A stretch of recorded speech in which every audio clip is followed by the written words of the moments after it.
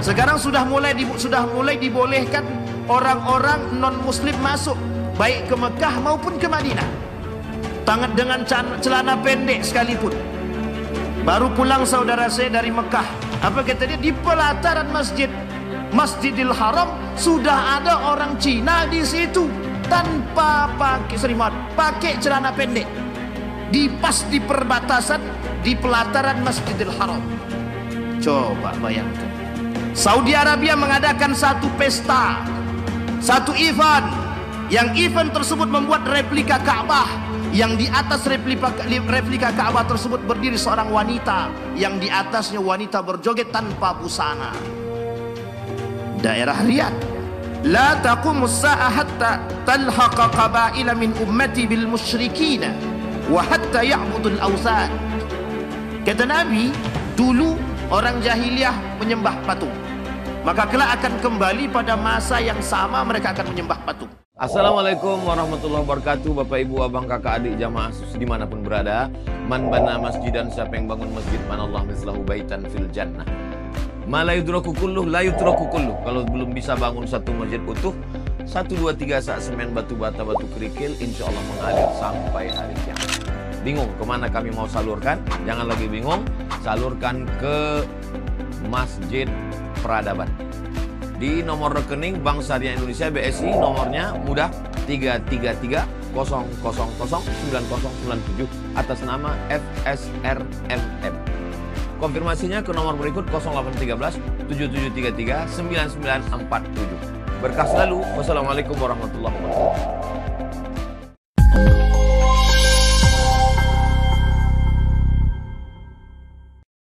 Baik Bapak Ibu sekalian yang berbahagia, dalam satu hadis baginda Nabi Muhammad SAW mengatakan, kata Nabi, la taqumus sa'ah hatta yaqtura al-malu wa yafidu hatta yakhruja ar-rajulu bi zakati malihi fala yajid ahadan yaqbaluha minhu wa hatta ta'uda ardal arabi murujan wa anhara. Hadis yang pertama, kata Allah di dalam Al-Quran, wa anna as-sa'ah la'atiyatun la raiba fih wa anna Allah yab'atsu man fil qubur. Kata Allah di dalam Al-Quran, sesungguhnya kiamat itu pasti akan terjadi dan tidak ada keraguan sedikit pun. Sama halnya ketika Allah berbicara tentang Al-Quran, la raiba fih, sama, bahwa Al-Quran itu tidak ada sedikit pun keraguan di dalamnya. Begitu juga kedatangan yang disebut dengan hari kiamat pasti akan datang.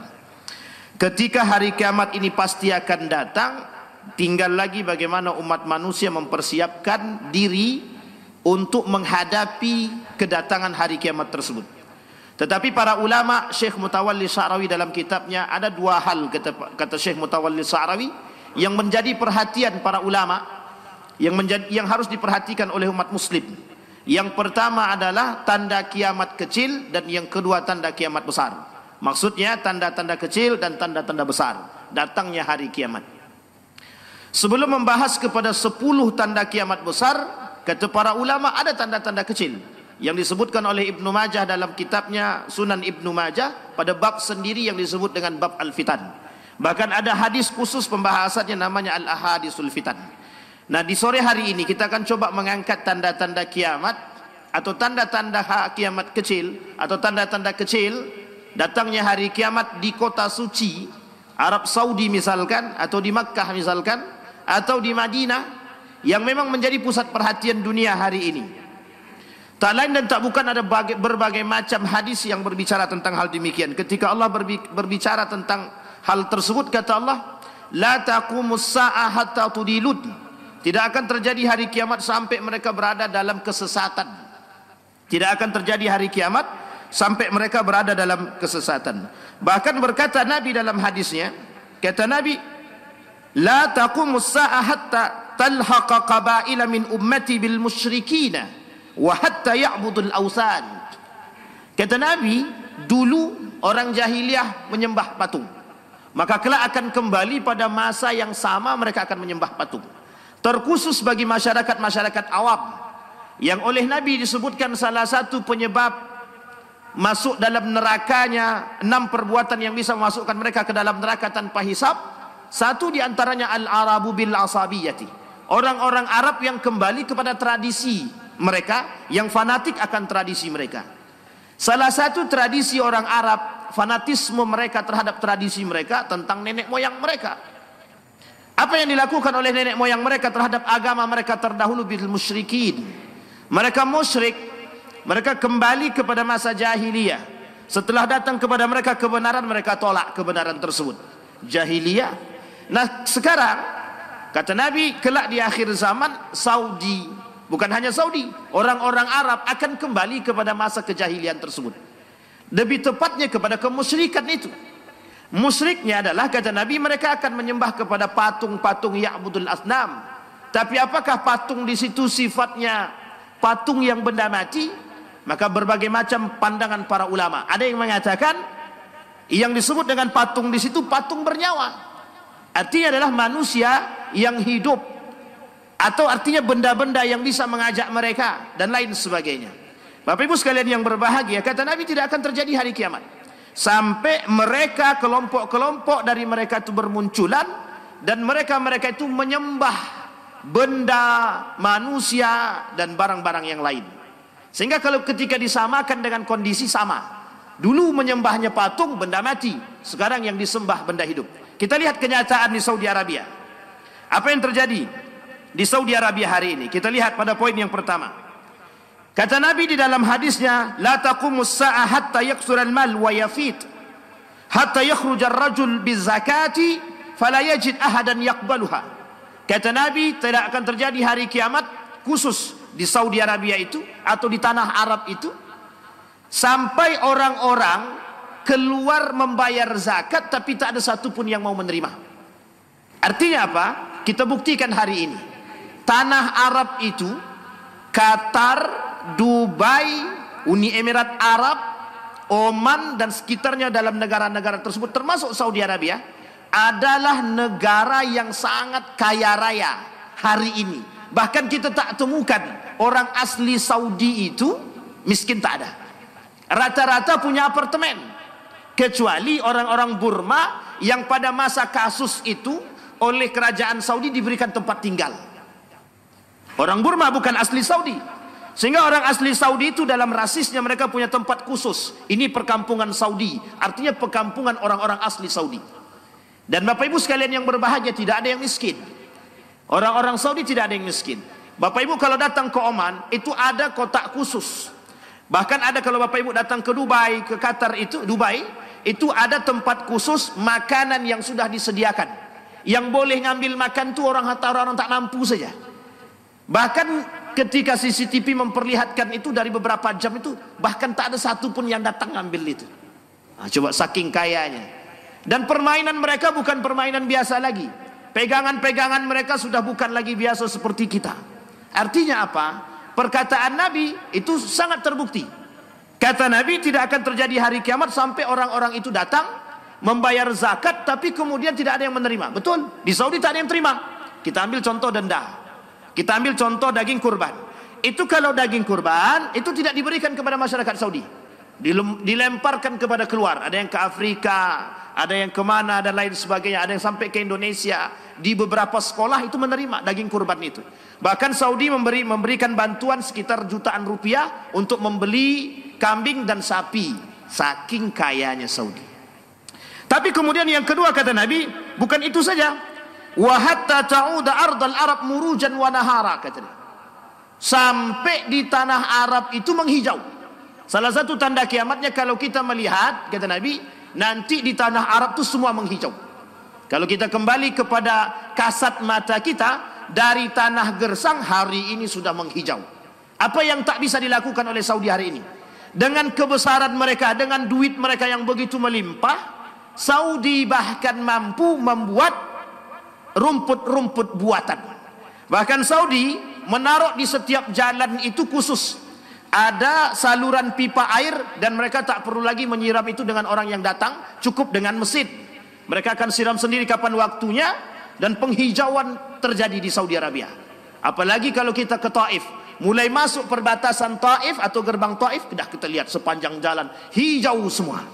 Artinya apa? Betulkah perkataan Nabi bahwa hari ini Saudi itu menghijau? Ya, kalau secara kasat mata benar. Tapi kita lihat bagaimana pandangan Imam Nawawi tentang makna tersebut.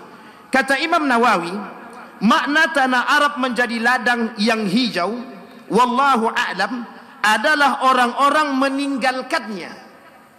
Artinya apa? Orang-orang asli pribumi nanti kelak akan hilang sedikit demi sedikit, atau orang mulai menghilang daripada itu, tak ada lagi yang menginjaknya.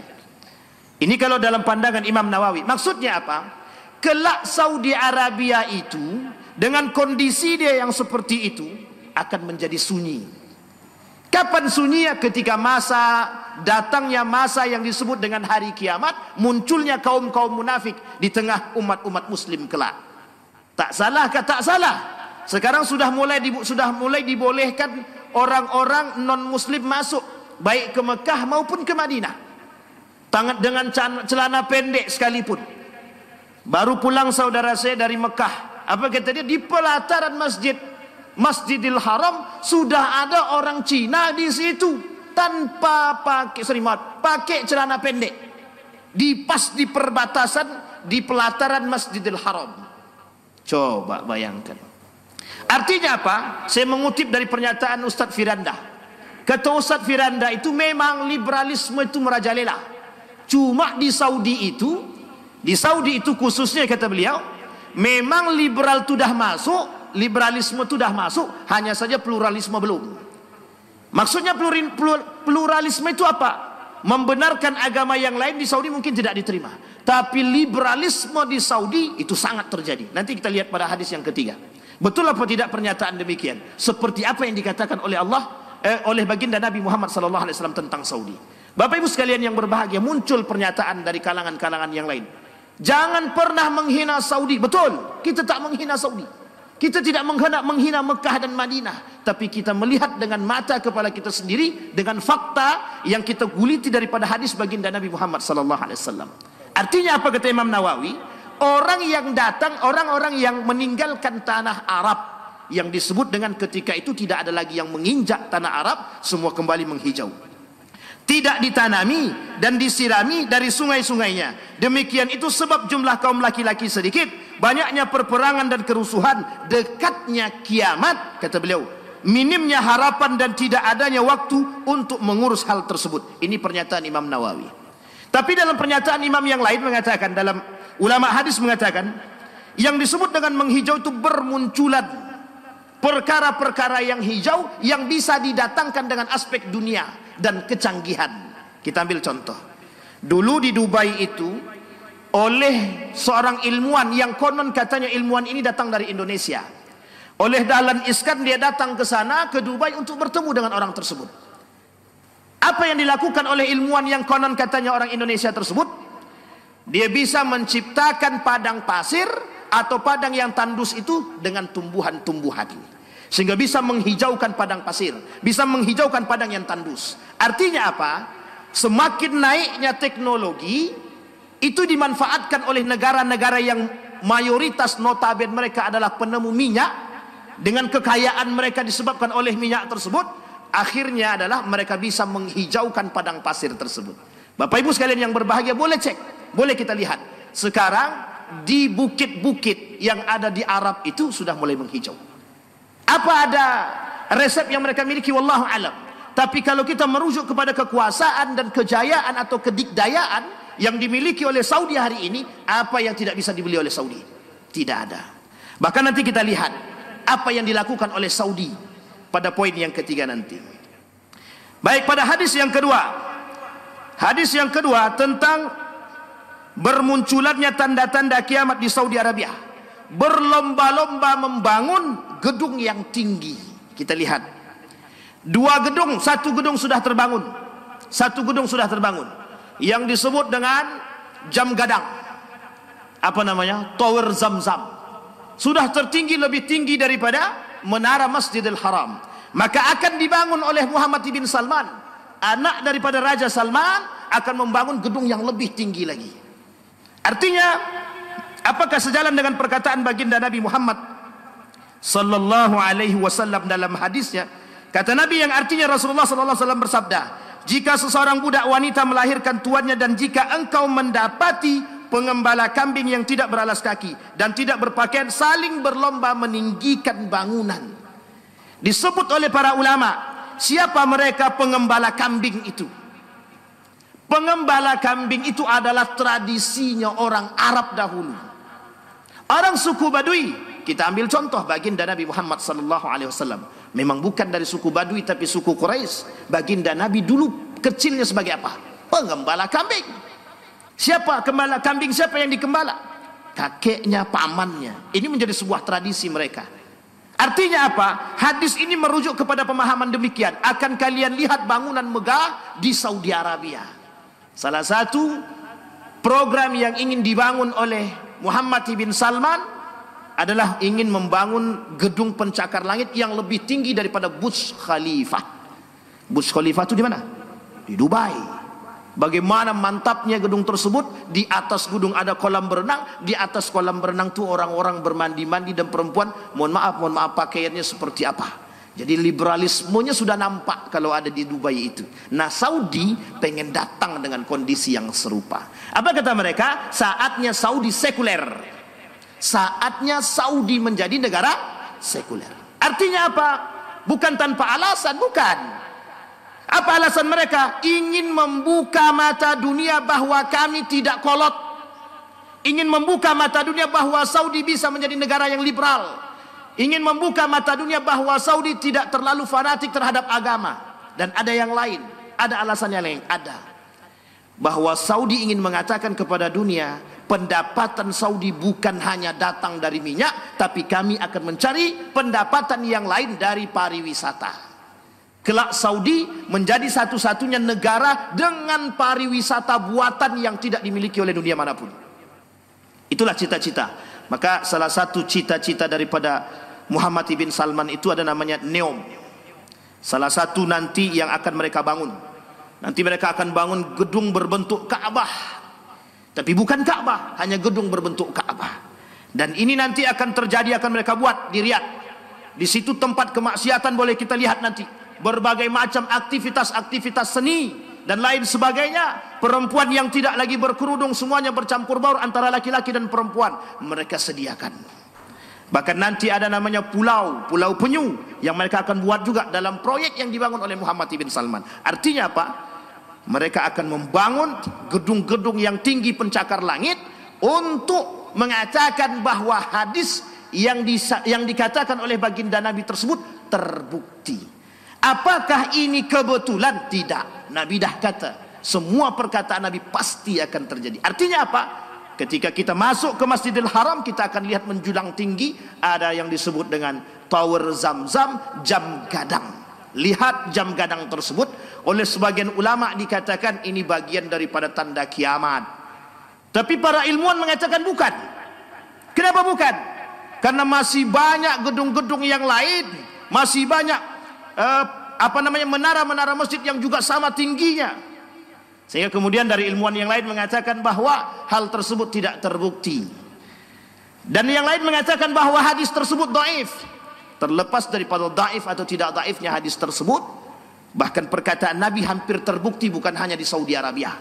Bapak Ibu boleh lihat sekarang gedung-gedung yang lebih tinggi di Indonesia ini. Apakah gedung tersebut lebih tinggi daripada menara masjid? Itu bisa kita buktikan. Terkhusus di Jakarta, boleh kita lihat mana gedung yang paling tinggi. Apakah menara Masjid Istiqlal atau gedung-gedung pencakar langit yang itu adalah sifatnya perkantoran. Bahkan di Dubai itu bukan perkantoran, bukan tempat maksiat. Burj Khalifah menyediakan tempat-tempat wanita-wanita yang mohon maaf, ini yang disebut dengan liberalisme, sekulerisme. Bagaimana membuat tempat tersebut menjadi liberal? Artinya apa? Kebebasan itu tidak menutupi agama, bukan menjadi poin penting untuk menjadi mereka lebih bebas. Artinya mereka buat tempat khusus bagi mereka yang jadi liberal. Ketika kita sandingkan kalimat ini kepada mereka, mereka menafikan. Tapi ketika layar televisi menunjukkan bahwa liberalisme satu negara tersebut terjadi yang notabene adalah negara Islam, mereka mungkin tak bisa menolak. Hanya saja mungkin mereka berkilah bahwa kami adalah negara Islam. Negara Oman misalkan, negara Dubai, negara Qatar dan lain sebagainya, negara-negara Uni Emirat lainnya berlomba-lomba ingin membentuk Eropa yang baru di Timur Tengah. Ingat kalimat itu, Eropa di Timur Tengah. Jadi bukan Eropa lagi yang di sana. Eropa akan pindah ke timur. Inilah yang ingin mereka bangun. Satu pandangan bahwa negara-negara Timur Tengah bisa menjadi negara-negara seperti di Eropa. Pada hadis yang ketiga, kata Nabi pada hadis yang ketiga, tanda-tanda datangnya hari kiamat di Saudi Arabia. Kata Nabi, negara Saudi Arabia, negara Arab akan menjadi negara pariwisata. Negara pariwisata, ketika kita berbicara tentang pariwisata, kita berbicara tentang fenomena. Apa yang terjadi yang bisa kita lihat dalam fenomena-fenomena pariwisata? Kita bisa lihat fenomena-fenomena yang terjadi dalam pariwisata pada tahun kemarin. Karena ini sudah 2025, kita merujuk sedikit di tahun 2024. Saudi Arabia mengadakan satu pesta, satu event, yang event tersebut membuat replika Ka'bah. Yang di atas replika Ka'bah tersebut berdiri seorang wanita, yang di atasnya wanita berjoget tanpa busana. Daerah Riyadh, kita tak lihat. Dengan penyediaan pariwisata, bahkan mohon maaf, bermunculan diskotik-diskotik, kemudian bioskop-bioskop di beberapa kota-kota di Saudi Arabia, termasuk di kota Madinah dan juga di kota Makkah. Meskipun yang tak masuk dalam perbatasan haram, tapi setidaknya itu sudah menunjukkan kepada kita kebebasan yang diberikan atau yang dibuka oleh penguasa-penguasa tersebut agar jalur sekuler mulai masuk sedikit demi sedikit. Artinya apa? Tidak hanya kebebasan wanita yang kami berikan, tapi kebebasan beraktivitas, berkreativitas juga akan kami buka bagi masyarakat-masyarakat, agar mereka bisa terlepas dari kongkongan-kongkongan tradisional. Mereka anggap bahwa Islam ini datang dengan ketradisionalan. Artinya apa? Orang yang berpegang teguh pada nilai-nilai keislaman itu disebut sebagai orang-orang yang kolot. Merujuk kepada pemahaman Rashid Ridha, seorang ulama yang ahli tafsir. Apa kata dia? Kata, Islam perlu membuka pola pikir, jangan tertutup dengan kongkongan-kongkongan tradisi agama. Artinya apa? Buka fikiran agar bisa sedikit lebih liberal, dan kita bisa menerima kedatangan bangsa yang lain dengan program-program atau proyek-proyeknya Eropa. Cara mereka merusak pola pikir manusia. Bapak Ibu sekalian yang berbahagia, itulah yang terjadi di Saudi Arabia. Bahkan dalam riwayat yang lain Nabi kata, kelak akan muncul dari timur itu, kata Nabi, tanduk setan, yang oleh sebagian ulama berbeda pendapat. Ada yang mengatakan dari Nejad, ada yang mengatakan perbatasan Saudi, ada yang mengatakan itu di Iran dan lain sebagainya. Dalam tiga pandangan itu, ada ulama yang berpegang pada mengatakan itu berada di perbatasan Saudi Arabia, ada yang mengatakan itu di Nejad, ada yang mengatakan itu di Iran. Artinya adalah yang disebut dengan timur itu apa? Dari daerah-daerah timur ini akan muncul liberalisme dan sekulerisme. Artinya apa? Bagaimana orang-orang yang sekuler tadi bisa merusak pola pikir orang-orang yang kuat berpegang teguh kepada agama, sehingga mereka akan terlepas sedikit demi sedikit. Salah satu contoh adalah dibukanya visa ziarah bagi siapa? Bagi non-muslim untuk dua tanah suci. Artinya apa? Hari ini diberikan kebebasan bagi mereka non-muslim untuk masuk ke tanah suci, baik itu Madinah maupun itu Makkah, dengan leluasa dan dengan pengawasan oleh mereka. Na'udzubillah, tsumma na'udzubillah. Artinya apa? Dari sekian banyak perkataan baginda Nabi Muhammad sallallahu alaihi wasallam, dari hadis-hadis yang disampaikan oleh baginda Nabi Muhammad sallallahu alaihi wasallam, bermunculan perkara-perkara dengan fenomena-fenomena yang mendekatkan kita kepada akan datangnya hari kiamat. Ma'asyiral muslimin rahimakumullah, kita tak bisa menafikan itu. Yang bisa kita lakukan mempersiapkan diri agar kita bisa selamat daripada fenomena-fenomena tersebut.